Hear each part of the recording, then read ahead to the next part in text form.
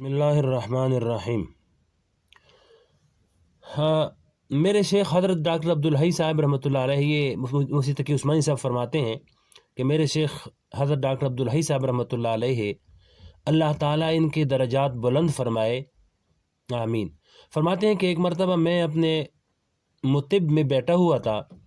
हज़रत का मुतिब इस वक्त प्रिंस रोड पर होता था और हमारा घर भी इस ज़माने में इसके करीब ही हुआ करता था। देखा कि मुतिब के सामने फुटपाथ पर मुफ्ती आज़म पाकिस्तान हज़रत मुफ्ती मोहम्मद शफ़ी साहब रहमतुल्लाह अलैहि हाथ में पतीली लिए हुए एक आम आदमी की तरह जा रहे हैं। फरमाते हैं कि मैं देख कर हैरान रह गया कि मुफ्ती आज़म पाकिस्तान, जिसके चार दांग आलम में इल्म फ़ज़ल और तक़वा के गिन गाए जाते हैं, वो इस तरह एक आम आदमी की तरह हाथ में पतीली लेकर यानी देगचा लेकर फिर रहा है। तो मैंने अपने साथियों से कहा कि क्या इनको देखकर कोई पहचान सकता है कि ये मुफ्ती आज़म पाकिस्तान है। फिर हज़रत डॉक्टर अब साहब फरमाते हैं कि ने फरमाया कि जिस शख्स को अल्लाह जल्ल शानुहु अपने साथ ख़ास ताल्लुक़ अता फरमा देते हैं, वो अपने आप को आम मुसलमानों के साथ इस तरह गुला मिला रखा करता है कि किसी को मालूम भी नहीं होता कि ये किस मुकाम के आदमी हैं। और यही सुन्नत है जनाब नबी करीम सल्लल्लाहु अलैहि वसल्लम की, ना ये कि आदमी अपनी शान बनाकर रखे और लोगों के साथ मामलात करने में तकल्लुफ़ से काम ले। फरमाया कि एक मरतबा नबी करीम सल्लल्लाहु अलैहि वसल्लम मस्जिद नबवी से पैदल चलकर ऐसी ही दोस्ताना मुलाकात के लिए हज़रत उत्बान बिन मालिक रज़ी अल्लाह ताला अन्हु के पास तशरीफ़ ले गए, जो मस्जिद कुबा के करीब रहते थे। तकरीबन 3 मील का फासला है।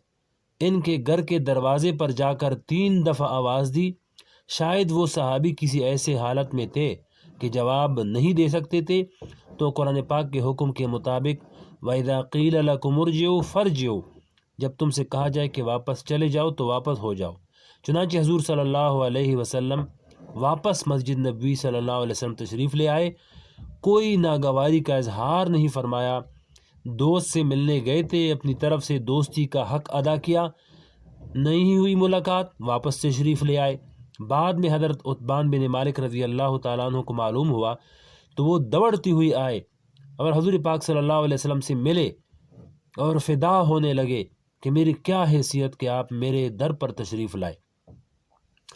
वैसे तो हज़ूर पाक सल्लल्लाहु अलैहि वसल्लम की सारी सुन्नतें ऐसी हैं कि हर सुन्नत पे इंसान कुर्बान हो जाए, लेकिन एक सुन्नत तिरमिज़ी शरीफ की एक रिवायत में आई है, मैं समझता हूँ शायद इस पर अमल करना मुश्किल तरीन काम है, लेकिन सरकार दो आलम सल्लल्लाहु अलैहि वसल्लम का मामूल था।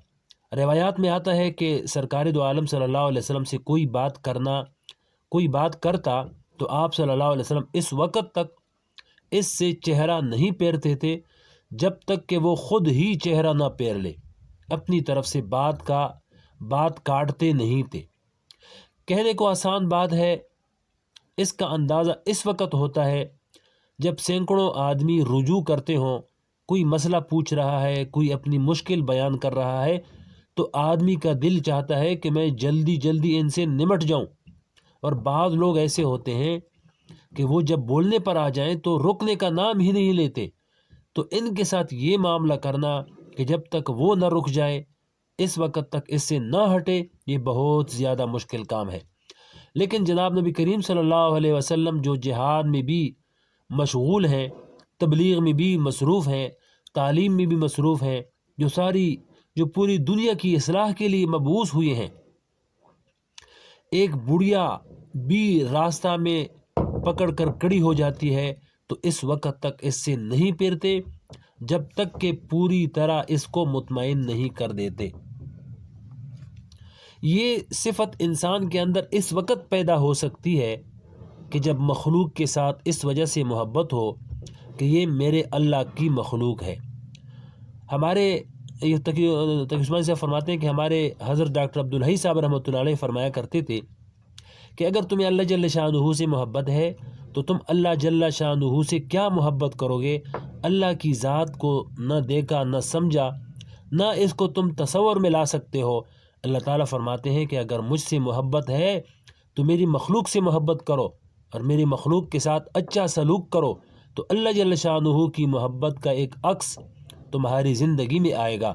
یہ کوئی معمولی بات نہیں ہے، اس لیے امام بخاری رحمۃ اللہ علیہ یہ باب قائم کر رہے ہیں، باب الانبساط الی الناس، کہ لوگوں کے ساتھ خندہ پیشانی سے پیش آنا اور ان کے ساتھ گلا ملا رہنا، اور اس طرح رہنا کہ احد من الناس، جیسے ایک عام آدمی ہوتا ہے، یعنی اپنا کوئی امتیاز پیدا نہ کرنا۔ یہ مقصود ہے اس باب کا۔ اس میں حدیث نقل کی ہے حضرت عطا بن یسار تابعی رحمۃ اللہ علیہ کی، وہ کہتے ہیں کہ میری ملاقات ہوئی حضرت عبداللہ بن عمرو بن العاص رضی اللہ تعالیٰ عنہ سے۔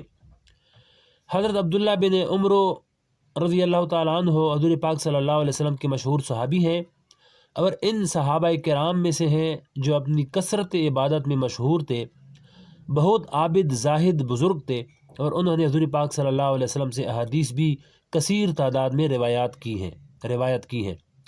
ایک خصوصیت ان کی یہ ہے کہ انہوں نے تورات، زبور، انجیل کا علم بھی کسی ذریعے سے حاصل کیا ہوا تھا، حالانکہ یہ کتابیں ایسی ہیں کہ یہودیوں اور عیسائیوں نے اس میں بہت سے تحریفیں کر دی ہیں اور اپنی اصلی حالت میں برقرار نہیں ہے، لیکن اس کے باوجود ان کو اس نقطہ نظر سے پڑھنا تاکہ ان کی حقیقت معلوم ہو اور یہودیوں اور عیسائیوں کی تبلیغ کرنے میں مدد ملے، یعنی یہودیوں اور عیسائیوں کو تبلیغ کرنے میں مدد ملے تو پڑھنے کی اجازت ہے۔ تو حضرت عبداللہ بن عمر رضی اللہ تعالیٰ عنہ نے کچھ تورات یہودیوں سے پڑھی ہوئی تھی۔ تورات اگرچہ مکمل طور پر پہلے کی طرح نہیں ہے، یہودیوں نے اس میں بہت سی تحریفات کر دی ہیں، بہت سے حصے حذف کر دیے ہیں، نئے اضافے کر دیے ہیں، الفاظ کو بدل دیا، لیکن اس کے باوجود کہیں کہیں پھر بھی کتاب سے اللہ کا نور جھلکتا ہے۔ اسی وجہ سے اس میں اب بھی نبی کریم صلی اللہ علیہ وسلم کی تشریف آوری کی بشارتیں اور آپ صلی اللہ علیہ وسلم کی صفات موجود ہیں، اور نبی کریم صلی اللہ علیہ وسلم کے زمانے میں تو اور زیادہ واضح تھی۔ اسی وجہ سے قرآن کریم کہتا ہے کہ یہ یہودی آپ صلی اللہ علیہ وسلم کو اس طرح جانتے ہیں جس طرح اپنے بیٹوں کو جانتے ہیں، اس لیے کہ تورات میں جو علامتیں آپ صلی اللہ علیہ وسلم کی بیان ہوئی تھیں کہ نبی آخر الزمان صلی اللہ علیہ وسلم ایسی صفات کے حامل ہوں گے، ایسا ان کا حلیہ ہوگا، اس خاندان کے ہوں گے، اس شہر میں ہوں گے، یہ ساری تفصیل مذکور تھی۔ تو جو یہودی ان کتابوں کے عالم تھے وہ اپنی آنکھوں سے وہ علامتیں نبی کریم صلی اللہ علیہ وسلم میں دیکھتے تھے کہ وہ پائی جا رہی ہیں، مگر اپنی ضد اور ہٹ درمی اور دشمنی کی وجہ سے مانتے نہیں تھے۔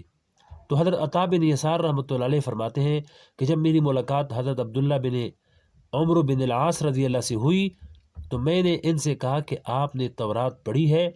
تورات میں جو حضور صلی اللہ علیہ وسلم کی صفات مذکور ہیں وہ ہمیں بتلائیں۔ یہ کتابیں ان لوگوں نے اتنی بگاڑ دی ہیں، اس کے باوجود اس میں بعض ٹکڑے ایسے ہیں کہ ایسا محسوس ہوتا ہے کہ جیسے قرآن کریم کا ترجمہ ہے۔ ان کی مشہور کتاب بائبل، جس کو کتاب مقدس بھی کہتے ہیں، اس کو یہودی بھی مانتے ہیں اور عیسائی بھی مانتے ہیں۔ اس میں حضور پاک صلی اللہ علیہ وسلم کی بشارتیں آج بھی موجود ہیں۔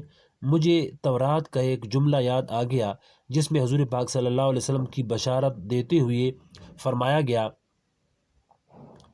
جو فاران سے طلوع ہوگا صلاح میں بسنے والے گیت گائیں گے، کیدار کی بستیاں حمد کریں گی۔